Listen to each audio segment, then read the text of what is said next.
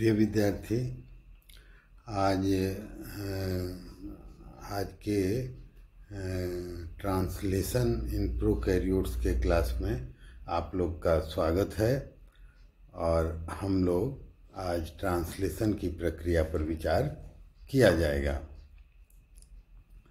देखिए, central dogma of genetics के अंतर्गत यह बात स्पष्ट की गई थी कि डीएनए से आरएनए की बनने की घटना को ट्रांसक्रिप्शन कहा जाता है, जिसे हम लोगों ने पिछले क्लास में देखा। अब सेंट्रल डॉगमा का जो पार्ट बी होता है वो ये होता है कि आरएनए से प्रोटीन का फॉर्मेशन होता है। तो यह घटना जीन एक्सप्रेशन या ट्रांसलेशन के नाम से जाना जाता है। कहने का तात्पर्य यह है कि it is the process of synthesis of protein bye encoding information of messenger RNA. Protein synthesis require messenger RNA, transfer RNA, amino acids, ribosome and enzyme amino acyl tRNA synthase। तो ये जो ट्रांसलेशन की प्रक्रिया है, तो transcription से messenger RNA तो प्राप्त हो गया है। अच्छा, जिस प्लेटफार्म पर प्रोटीन की सिंथेसिस होगी, उस प्रोटीन पर उस प्लेटफॉर्म पर तीनों प्रकार के आरएनए एकजुट होंगे। एक वह जो डीएनए से कोड लेके आता है,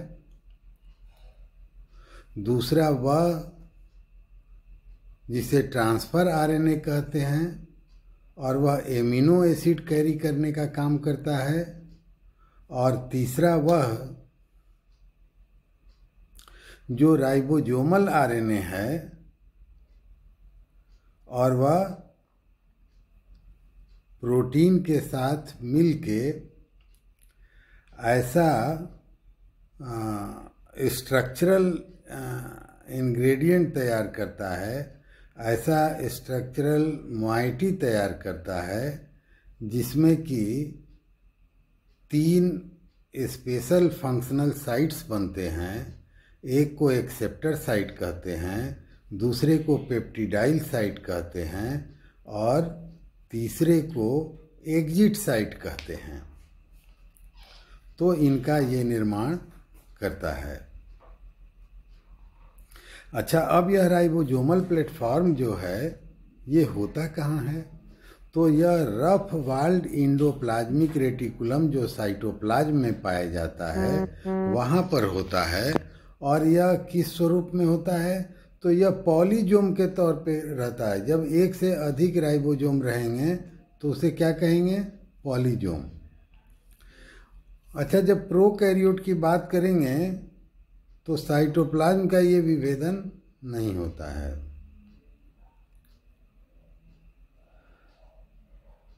क्योंकि nuclear membrane are not found there. ठीक है, आइए अब थोड़ा सा विचार ये किया जाए कि ट्रांसफर आरएनए का इसमें क्या योगदान है। इसका बहुत महत्व है। तो हम लोग छोटा समरी के तौर पे इसमें इस्तेमाल होने वाली चीज़ों को जाने पहले। तो ठीक है, ट्रांसफर आरएनए को कहा जाता है कि अपने CCA एंड से एमिनो एसिड बाइंड करता है। इसका मतलब यह है कि आप जब पढ़ेंगे clover leaf model of RNA, तो वहाँ पर आपको 4 लूप और एक लंप दिखाई देगा। लंप छोटा सा हिस्सा रहता है। तो अब उसमें एक तो होता है एमिनो एसिड बाइंडिंग साइट, और एक होता है एंटीकोडान साइट। ये लूप का मैं बता रहा हूं। और एक होता है amino acyl synthetase enzyme binding site.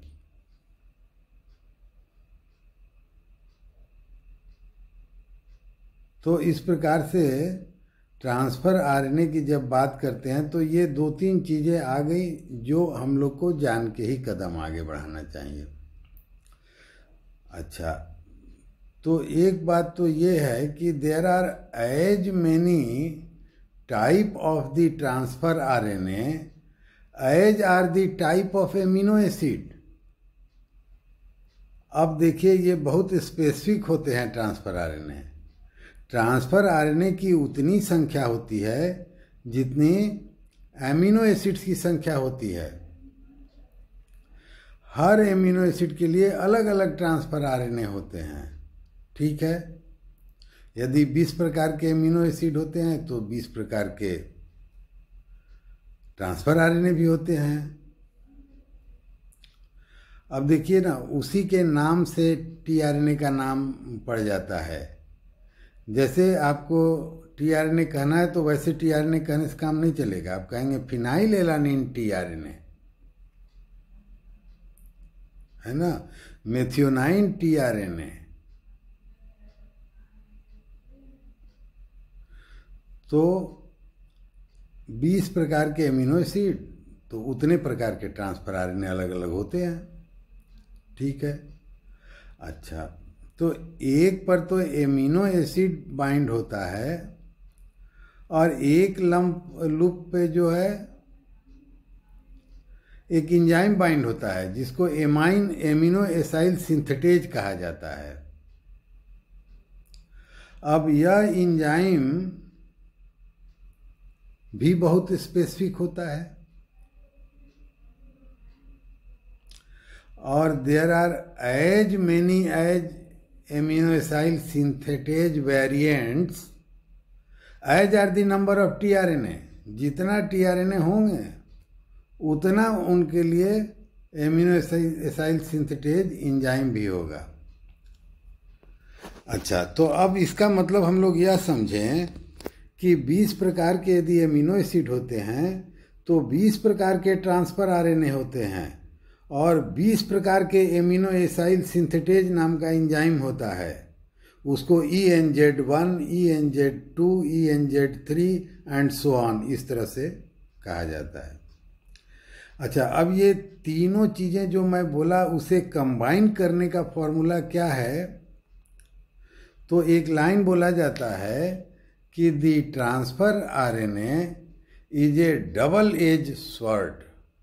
यह एक दुधारी तलवार है, एक ऐसा तलवार जिसके दोनों तरफ धार लगा हुआ है। क्यों ऐसा कहा जाता है? ऐसा इसलिए कहा जाता है कि on the one side it binds with the amino acyl synthetase enzyme while on the other side it bind with the transfer RNA and it shows a specificity in both the cases. A specific transfer RNA, a transfer RNA can bind with a specific amino acyl synthetase and can carry the special amino acid. अब यह 20 प्रकार के combination ये बनते हैं। तो एक तो महत्वपूर्ण बात ये थी जिसे लाना था। अच्छा, एक दूसरी बात ये है कि there is parallelism between the number and sequence of bases in DNA या एमआरएनए। डीएनए से एमआरएनए में आता है कोड, मैसेंजर आरएनए में मैसेज को वो लेके आगे बढ़ता है राइबोसोम की तरफ। Is parallel with the sequence of amino acid in the polypeptide. एक है पॉलीन्यूक्लियोटाइड और दूसरा है पॉलीपेप्टाइड। न्यूक्लिक एसिड क्या है? पॉलीन्यूक्लियोटाइड। और प्रोटीन क्या है? तो पॉलीपेप्टाइड है, ठीक है। तो जैसे रेलवे की दो पटरी होते हैं, इस प्रकार जो पैरेलल एकदम रहेंगे ठीक उसी प्रकार से there is parallelism between the amino acid sequence in the polypeptide और protein and the number and sequence of bases found in the DNA और मैसेंजर RNA, क्योंकि कोड फाइनल वही लेके आता है, थायमिन के बदल के यूरेसिल कर लेता है और तब वो मैसेज को अपने साथ कैरी करता है। तो ठीक है, ये दो बुनियादी चीज़ों को हम लोगों ने रखा। अच्छा, तीसरा एक और बात कर लिया जाए, वो यह है कि भाई राइबोसोम का प्रकार क्या है।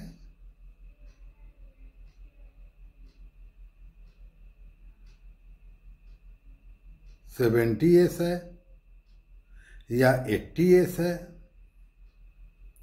और S जो है वो सेवनबर्ग यूनिट है, सेडिमेंटेशन कोएफिशिएंट है, और यह दो पार्टिकल से मिलके बना होता है, एक लार्ज और एक स्मॉल। और Mg++ इसके एसोसिएशन एंड डिसोसिएशन में अपना रोल अदा करते हैं।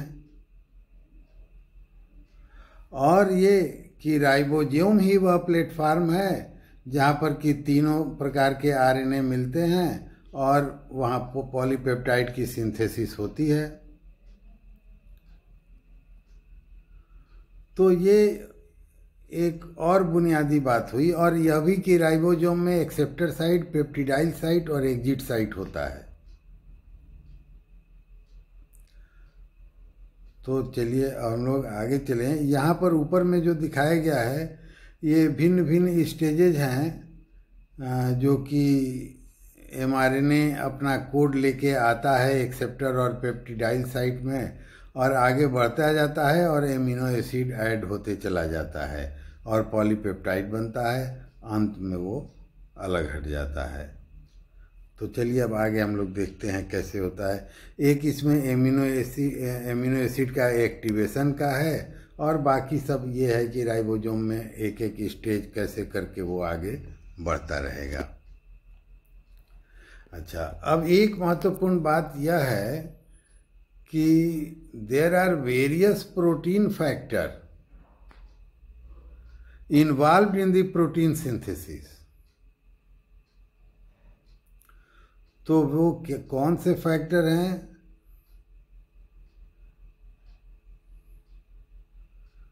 अब इसमें जो पहला कॉलम है वो फैक्टर्स का है और दूसरा कॉलम है कि ट्रांसलेशन की प्रक्रिया के किस स्टेप में वो अपना योगदान करता है। वैसे उस स्टेप के आधार पर ही इसका नामकरण भी किया गया है।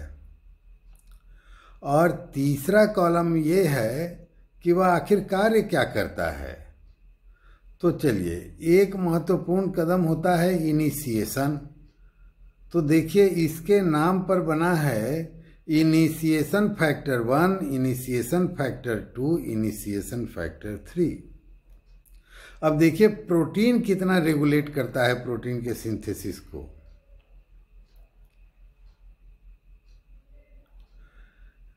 IF1 कार्य क्या करेगा? तो helps to stabilise 30S ribosomal subunit. 30S जो राइबोसोमल सब यूनिट है उसको स्टेबिलाइज करने का काम करता है।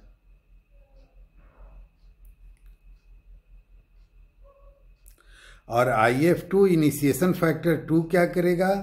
बाइंड्स F-MET tRNA, मतलब इसका होता है फॉर्मुलेटेड मेथियोनिन वाला ट्रांसफर RNA। अब यहाँ मेथियोनिन कहीं है नहीं, ये सिर्फ इसलिए इस प्रकार से लिखा जाता है। इसको लिखने का तरीका होगा कि MET tRNA MET, तब वहाँ मेथियोनिन लग गया है।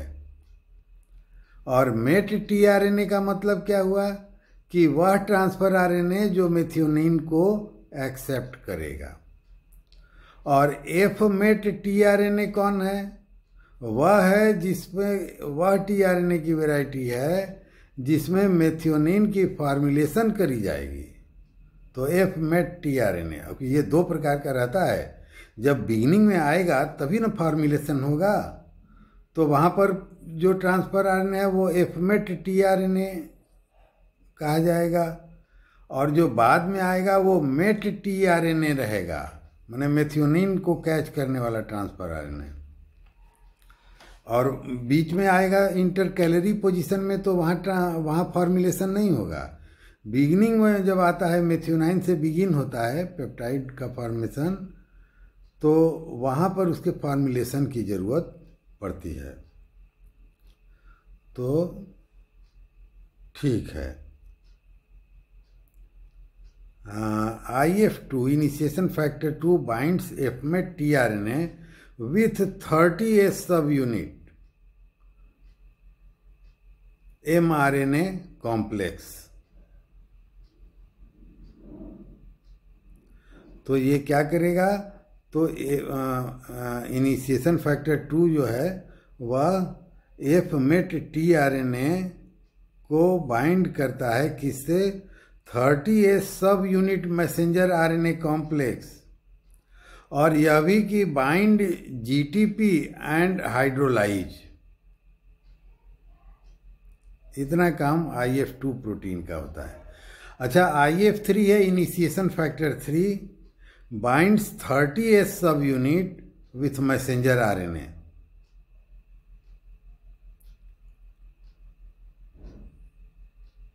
और EFTU इलोंगेशन फैक्टर है, ये क्या करेगा? Binds GTP, brings amino acyl transfer RNA to A site of ribosome. ये राइबोसोम के ए साइट पर उसे लाएगा। इलोंगेशन फैक्टर थर्मोस्टेबल एक होता है, तो उसको TS कहते हैं। टेम्परेचर के आधार पर इनका नामकरण इस प्रकार से किया गया है। और EF है इलोंगेशन फैक्टर, T टेम्परेचर को डिनोट करता है। EFTU इलोंगेशन की प्रक्रिया में ट्रांसलेशन क्या आता है? और EFTS जेनरेट्स EFTU। ये एक्चुअली इंटर कन्वर्टिबल होते हैं साइक्लिक मैनर में। EFG helps in translocation of ribosome, dissociates helps in translocation of ribosome. अच्छा, अब आया RF123। R को रखा गया है रिलीज फैक्टर, रिलीज शब्द के लिए। तो यह टर्मिनेशन के दौरान ये तीनों RF फैक्टर काम करते हैं।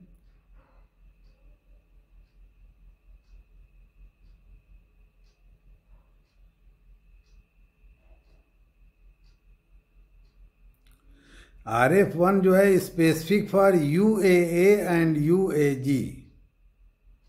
RF2 dissociates polypeptide specific for UGA and UAA। और RF3 stimulates RF1 and RF2। ठीक है। रिलीज फैक्टर 3 का काम तो रिलीज फैक्टर 1 और 2 को स्टिमुलेट करना हो गया, लेकिन RF1 और RF2 के लिए यह रिलीज फैक्टर इन कोडान्स के लिए स्पेसिफिक होता है, और यह पॉलीपेप्टाइड को डिसोसिएट करने का काम करता है। तो ये जो कुछ प्रोटीन फैक्टर हैं जो आगे चल के इसमें इस्तेमाल आएंगे एक समरी के रूप में, उसे यहाँ रखा गया है। They are very important. अब देखिए स्टेप्स इन ट्रांसलेशन क्या क्या हैं। तो एक्टिवेशन ऑफ एमिनो एसिड, सबसे पहले एमिनो एसिड का एक्टिवेशन कराया जा रहा है। The activation of amino acid takes place in cytosol. The activation of amino acid is catalyzed by their amino acyl transfer RNA synthetase। माने एमिनो एसाइल सिंथेटेज एंजाइम जो है यही एमिनो एसिड के एक्टिवेशन का काम करेगा।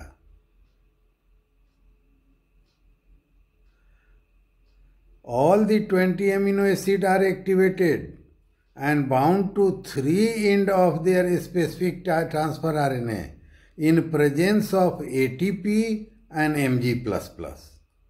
एनर्जी की भी रिक्वायरमेंट यहाँ रहती है और अपने अपने अमीनो एसिड अपने अपने ट्रांसफर आरएनए के साथ बाइंड करते हैं। The N-formulated methionine is chain-initiating amino acid in bacteria, whereas methionine is chain-initiating amino acid in eukaryote। Bacteria में क्या होता है कि फॉर्मुलेशन भी होता है, तो वहाँ पर N-formyl methionine,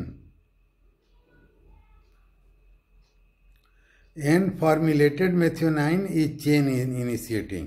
तो पॉलीपेप्टाइड का चेन का बिगिनिंग जो होगा, पहला एमिनो एसिड जो आएगा वो किसके सहारे आएगा, तो फॉर्मुलेशन उसका होगा the N-formulated methionine is chain initiating amino acid. यह बैक्टीरिया के संदर्भ में। पर और यूकैरियोट के संदर्भ में यदि बात करिएगा तो वहाँ पर क्या होता है, वहाँ फार्मुलेशन नहीं होगा और मेथियोनाइन ही इनिशिएटिंग या फर्स्ट एमिनो एसिड हर पॉलीपेप्टाइड का होता है। हर पॉलीपेप्टाइड का पहला एमिनो एसिड क्या होता है, मेथियोनाइन। और प्रोकैरियोट में formulated methionine. The methionine is activated by methionine transfer RNA synthetase।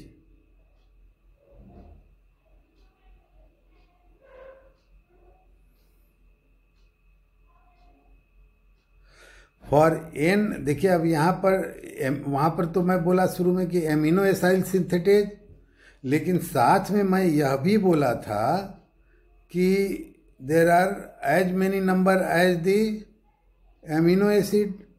तो अब यहाँ पर एमिनो एसाइल के बाद मेथियोनाइल बोल दिया। कौन transfer RNA, methionyl transfer RNA synthetase. इन चीज़ों को कंबाइन करके यह स्वरूप बन गया, नामकरण उसका।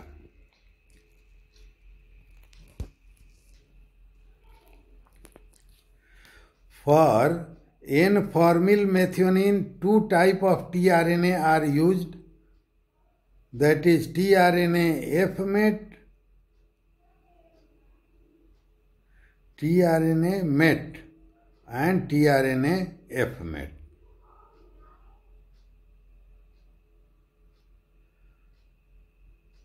Similarly, all 20 amino acids are activated amino acyl AMP enzyme complex का निर्माण करेगा and then bound to their specific transfer RNA forming amino acyl transfer RNA. तो पहले तो क्या होगा कि इंजाइम के साथ बाइंड करेगा, वहाँ एक्टिवेशन होगा और तब फिर ट्रांसफर आरएनए पर एमिनो इसकी लोडिंग होगी। ये देखिए एमिनो एसिड है और इस एमिनो एसिड में एटीपी और पायरोफॉस्फेट का निर्माण, मतलब एनर्जी यहाँ सप्लाई हो रहा है और ये इंजाइम भी लग रहा है। क्या नाम लिखा है, एमिनो एसाइल tRNA सिंथेटेज। ठीक है, तो ये इंजाइम का निर्माण करता है, इंजाइम एडेनोसिन। इसको क्या पढ़ते हैं, enzyme AMP adenosine monophosphate triphosphate. एक फास्फेट उधर चला गया, एक फास्फेट यहाँ आया और इंजाइम आ ही रहा है। और इस प्रकार से इसको कहा जाएगा activated amino acid,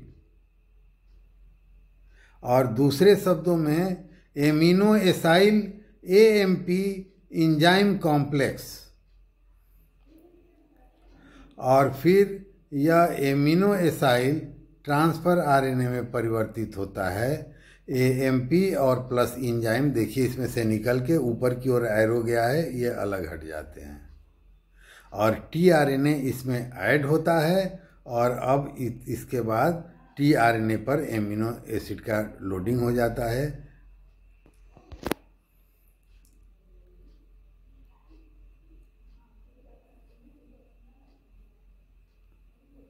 elongation.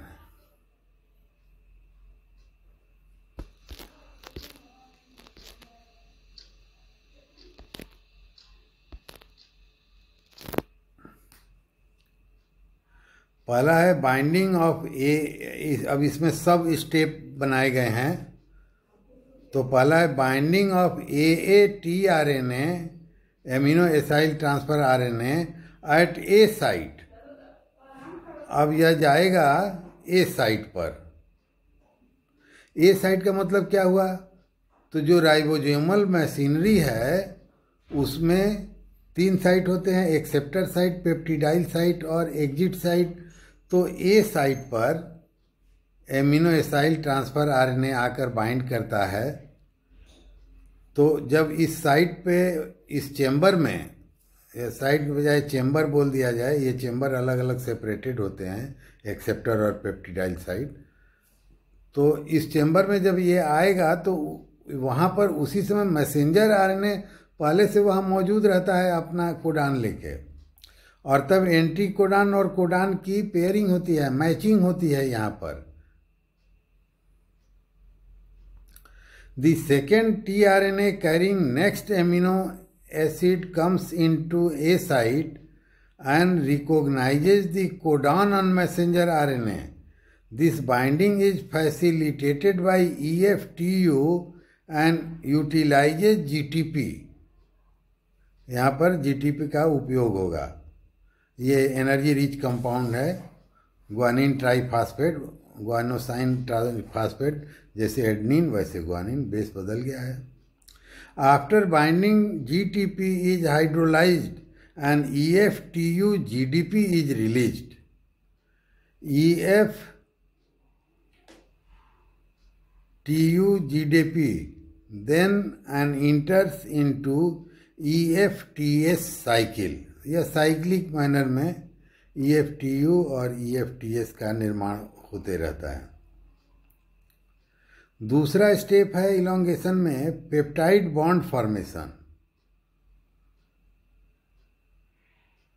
The amino acid present in tRNA of P site that fMet is transferred to tRNA of A site, forming peptide bond.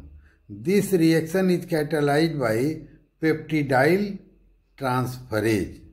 Now the tRNA at P site become unchained. ठीक है, अब पहले तो acceptor site है। अब बहुत stably acceptor site में मौजूद नहीं रहता है। जब पहला आएगा वहाँ पर तो visibly that is present on the peptidyl site.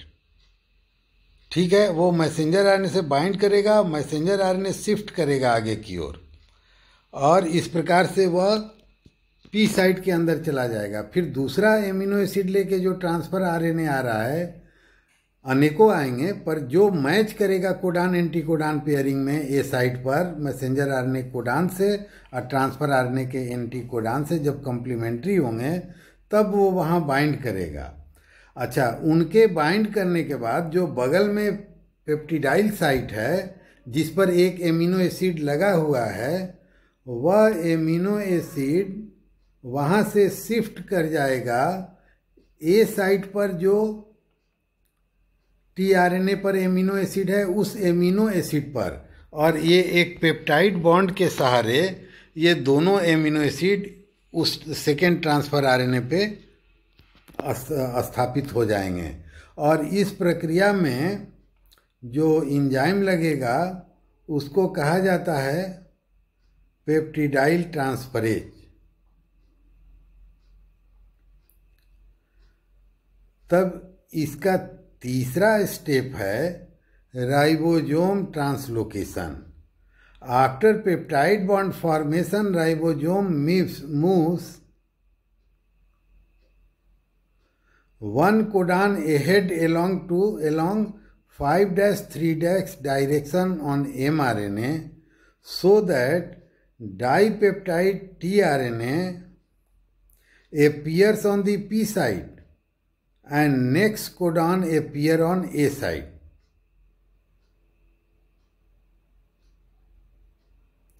अच्छा देखिए, आज तक मैं जानता था कि मैसेंजर आरएनए मूव करते रहता है, पर यहाँ पर कह रहा है कि नहीं, ribosome moves one codon ahead along 5-3- direction on messenger RNA.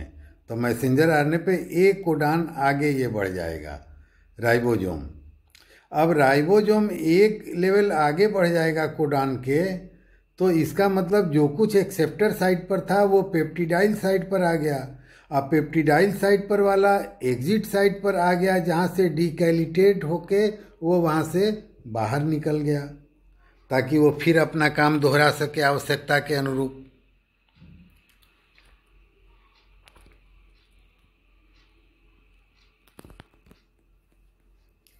तो अब वर्तमान स्थिति में जो पेप्टिडाइल साइट है, राइबोसोम जब एक कोडान मूव किया फॉरवर्ड, तो ए साइट ने पी साइट का जगह ले लिया। जो उसके अंदर मैटर था वह ए साइट के स्थान पे पहुंच गया, क्योंकि देखिए वो बंधा हुआ है मैसेंजर आरएनए के कोडान से, ठीक है ना। और राइबोसोम उछल के एक कोडान आगे बढ़ गया, तो अब उसके सामने में जो पड़ेगा वो पेप्टिडाइल साइट रहेगा। तो ट्रांसफर आरएनए कहाँ आ गया? अब एमिनो एसिड के साथ ये पेप्टिडाइल साइट पे आ गया। Acceptor site is now vacant with fresh messenger RNA codon. Meanwhile all 20 amino acid will come and go, and जहाँ जिसकी कंपैटिबिलिटी रहेगी और एंटीकोडान और कोडान बाइंडिंग हो सकेगा जिस ट्रांसफर आरएनए का, वह आ गया अब एक्सेप्टर साइट पर। अब सारी प्रक्रियाएं फिर दोहरा दीजिए कि जब वो आ जाएगा तो पेप्टिडाइल ट्रांसफरेज की उपस्थिति में पी साइट के ट्रांसफर आरएनए पे जितने एमिनो एसिड रहेंगे, अभी 2 है, तो ये दोनों में एक का जो ओपन हिस्सा रहेगा दूसरे के ओपन हिस्सा से, एक में COOH टर्मिनल रहेगा, दूसरे में NH2 टर्मिनल रहेगा। ये 2 टर्मिनल एमिनो एसिड में होते हैं, तो ये वहाँ से पेप्टाइड बॉन्ड का फॉर्मेशन कर देगा, और जो 2 A1 और A2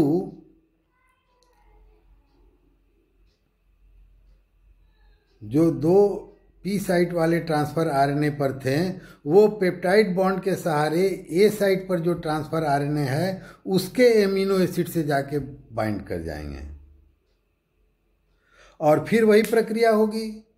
क्या होगी कि राइबोसोम फिर कूद के एक कोडान आगे फॉरवर्ड बढ़ जाएगा, तो जो ए साइट पर 3 एमिनो एसिड को लेकर है ट्रांसफर आरएनए, और वह मैसेंजर आरएनए से सख्ती से कम्प्लीमेंट्री बेस बाइंडिंग से बंधा हुआ है, तो वो भी आगे बढ़ के राइबोसोम के अल्टीमेटली पी साइट में विजिबल होगा, और A site is again open for another with a fresh mRNA codon.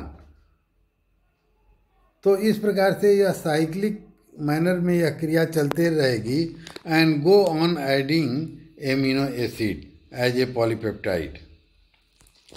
The dipeptide on P site is transferred to A site forming tripeptide. The process continue giving long polypeptide chain of amino acid. अब देखिए यही प्रक्रिया है।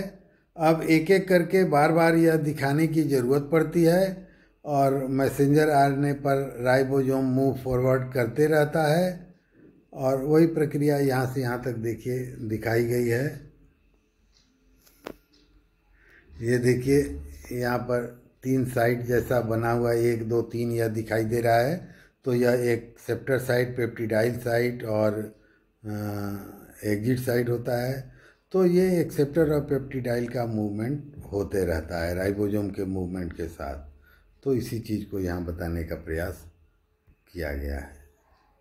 और peptidyl transfer होते होते देखिए amino acid, ये गोला जो है उसकी संख्या बढ़ते जा रही है। तो इस प्रकार लॉन्ग पॉलीपेप्टाइड, अब देखिए इन जगहों से ये ऐसे निकल भी रहा है पतले धागे के रूप में, यह पॉलीपेप्टाइड है। तो ये प्रक्रिया से ये आगे बढ़ते रहता है।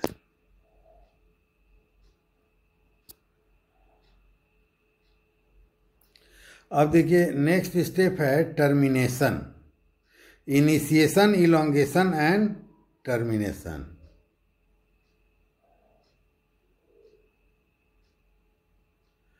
टर्मिनेशन में the peptide bond formation and elongation of polypeptide continues until stop codon appear on A site। तो अब ये जो राइबोसोम आगे बढ़ते जा रहा है फॉरवर्ड मूवमेंट करते हुए, तो अब एक ऐसा स्टेज आएगा जबकि वह स्टॉप कोडान इनकाउंटर करेगा। स्टॉप कोडान के बेस की कम्प्लीमेंटरिटी किसी भी ट्रांसफर आरएनए के एंटीकोडान से नहीं है, इसलिए कोई भी ट्रांसफर आरएनए आके वहां बाइंड नहीं करेगा ए साइट पर, तब जब राइबोसोम के ए साइट पर स्टॉप कोडान आ जाए। और अभी एक क्लास जो आज हुआ है मैंने स्टरडे, तो उसमें आपको इनिशिएशन एंड टर्मिनेशन कोडान बताया गया है, और यह बताया गया है कि इसका मतलब क्या होता है। टर्मिनेशन कोडान का मतलब होता है स्टॉप कोडान। ओकरे, ओपल और अंबर, याद आ रहा है ना। If stop codon appear on A site, it is not recognized by transfer RNA carrying amino acid because stop codon do not have anticodon on mRNA।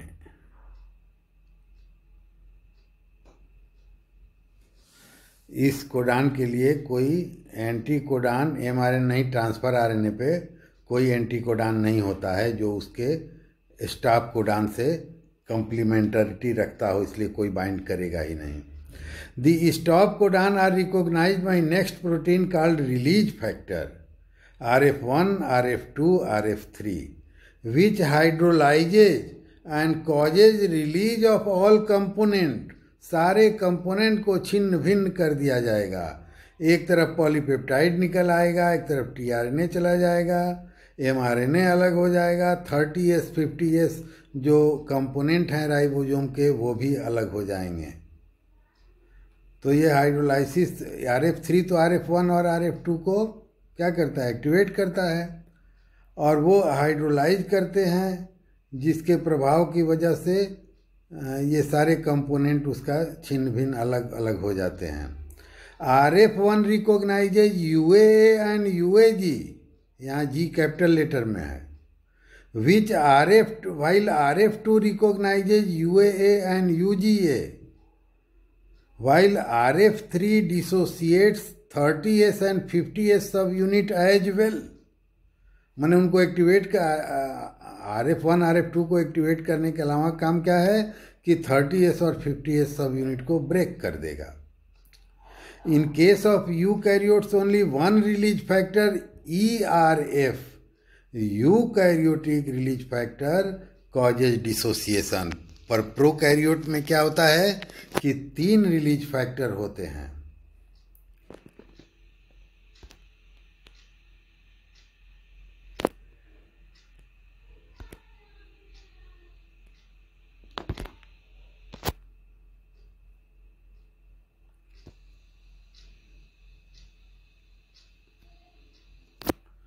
अब देखिए यहाँ पर फिर वही सब चीज़ें दिखाई जा रही हैं कि मैसेंजर आरएनए है, राइबोसोम के दोनों यूनिट लगे रहे हैं, कोडान है, और देखिए यहाँ पर साइट 3 दिया हुआ है।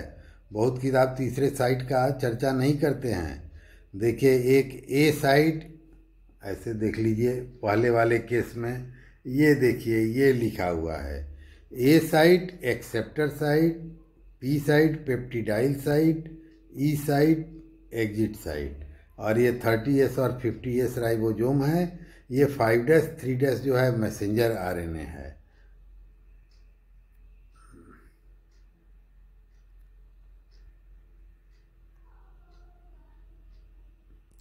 अब ये रिलीज कैसे होगा उसकी प्रक्रिया देखिए।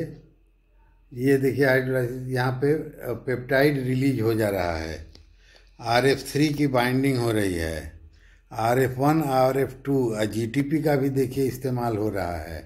RF1 RF2 भी अलग हो गए GTP हाइड्रोलाइसिस के बाद। और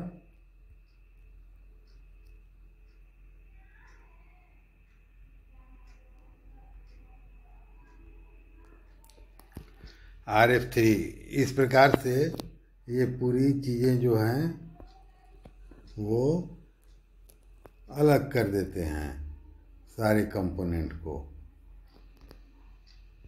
ये देखिए यहाँ तक आते आते 30s का 50s का डिसोसिएशन भी हो गया। IF3 यहाँ पर देखिए ऊपर में ये लिखा हुआ है IF3 ये डिसोसिएशन का काम कर दिया और ये लोग अलग अलग हो जाएंगे। अच्छा, तो इस प्रकार पॉलीपेप्टाइड तो बना। तो यह जो पॉलीपेप्टाइड बनता है इसमें थोड़ा मॉडिफिकेशन भी होता है, तो उसको भी ट्रांसलेशन की प्रक्रिया के अंतर्गत ही रखा जाता है। उसके एंड में ये बताया जाता है। वैसे ट्रांसलेशन का काम पूरा हुआ, पॉलीपेप्टाइड बना, ठीक है, पर उस पॉलीपेप्टाइड में कुछ मॉडिफिकेशन की ज़रूरत आती है।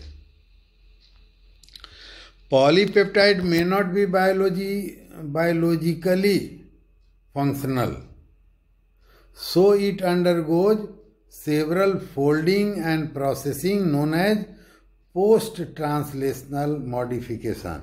देखिए यहाँ पर कह भी रहे हैं कि भाई ये जो हो रहा है पोस्ट ट्रांसलेशनल मॉडिफिकेशन, ट्रांसलेशन के पश्चात होने वाले मॉडिफिकेशन। तो हालांकि अपना कार्य ट्रांसलेशन के बाद बंद हो जाना चाहिए, लेकिन उसको एक एक्टिव एंड तक पहुंचाना है, तो यह भी हम लोग को अवश्य जानना चाहिए। Number 1, amino terminal and carboxy terminal modification. The N-formyl methionine in case of bacteria is removed from polypeptide chain, and some carboxy terminals are also removed by enzymatic action to make functional protein. In case of eukaryotic protein, amino terminal is N-acetylated। और दूसरा point है कि loss of signal sequence in some protein the amino terminal end is cleaved by the specific peptidase so that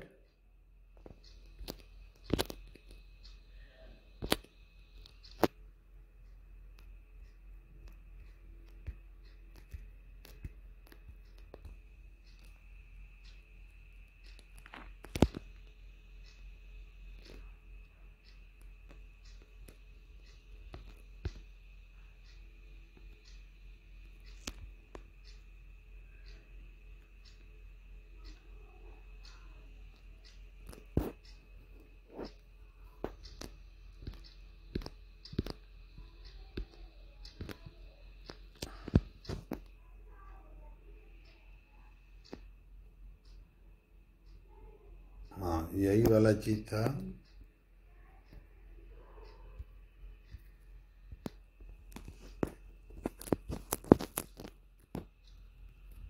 देखिए भाई एक line इसमें दब गया है।